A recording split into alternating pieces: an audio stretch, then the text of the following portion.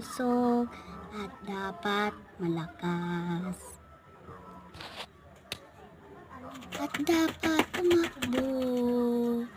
At dapat malakas. At dapat kumain. At nagtatakbo. At nagsasayaw. At sumasayaw. Sumasayaw at malakas palagi. Tayo ay umupo, bawat magdaldalan sa katabi.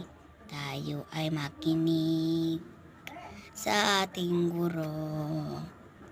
Tayo ay dapat malusog at malakas. Tayo ay malakas.